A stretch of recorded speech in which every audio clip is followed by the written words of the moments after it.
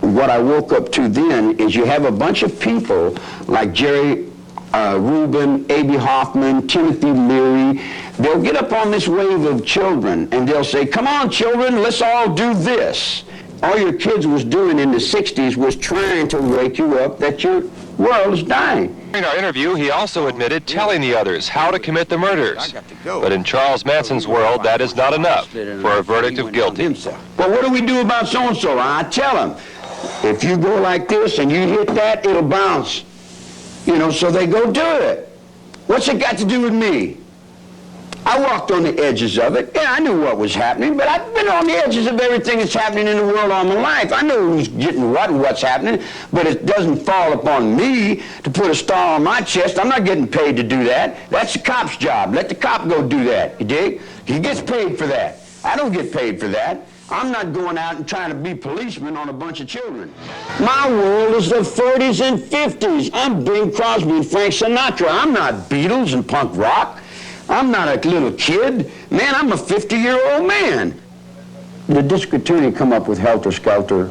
Helter Skelter simply means confusion. Now, is the world in confusion or is the world in order? Ask yourself that. Charles Manson has spent his last 17 years in prison for masterminding the Tate LaBianca murders, and he'll probably never be released. But that's not to say his influence over others is locked away with him.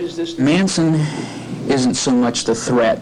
The threat is the perpetuated group of people that come to the surface. Langerman is one of several officials who keep an eye on the contact Manson has with the outside world.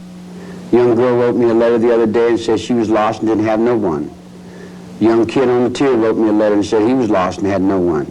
So I gave him the letter, and I wrote another letter and said, here, there's two people that are lost and have no one because I'm lost and I have no one too. He does get letters and what have you from young girls saying, I want to have your baby and what have you. Charles Manson was a driving force behind one of the most heinous crimes in U.S. history. But even he cannot measure up to the image he's gained from 17 years of the Manson mystique. From the time he was first arrested as the mastermind of the Tate LaBianca murders, Manson has been a fascination of the underground. This publication named him Man of the Year in 1970. Charles Manson spends every day the way he spent the last, alone in a cement cell separated from all the other inmates. Ironically, San Quentin Prison is only a few miles from where it all began exactly 20 years ago at Haight-Ashbury in San Francisco. Inside those prison walls, he's totally shut off from society. But there is that Manson mystique, which to this day extends worldwide. You know, he's innocent. You could call it the second generation. Prison officials say Manson is often the subject of teenage pranks, young girls calling up on a Friday night and asking to talk to Charlie. But there are many others who seem to have more serious intentions.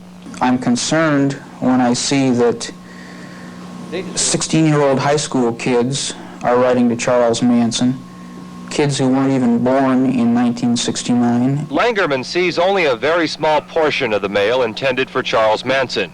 Prison officials are not allowed to read or censor incoming or outgoing mail.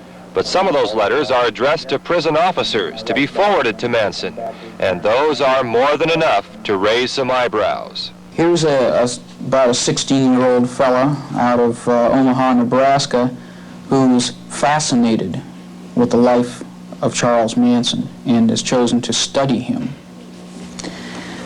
And here's another one out of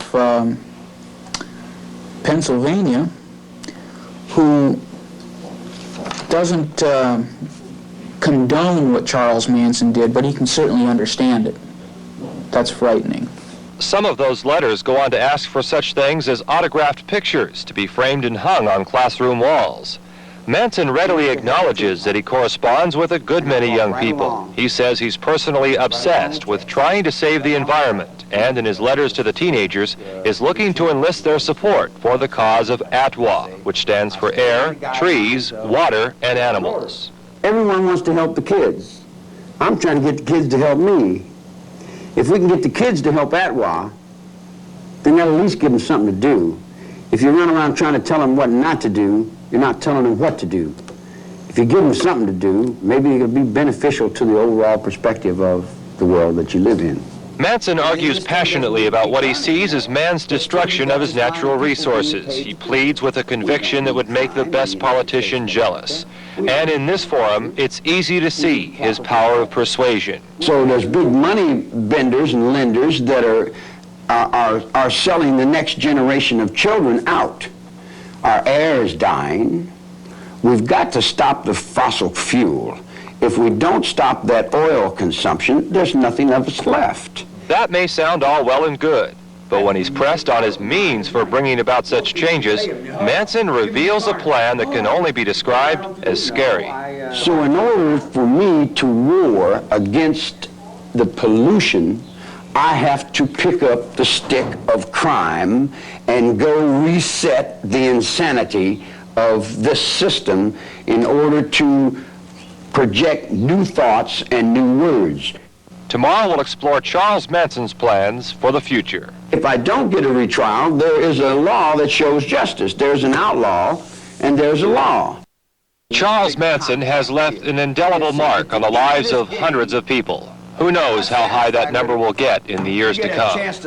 Manson may die in prison, still believing in his own mind that society has given him too much of the blame for the merciless Tate LaBianca murders of 1969. If I don't get a trial, and I don't get my rights according to this book,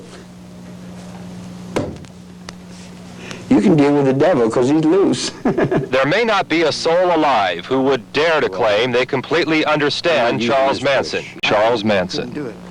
John Allison, 47, Eyewitness News.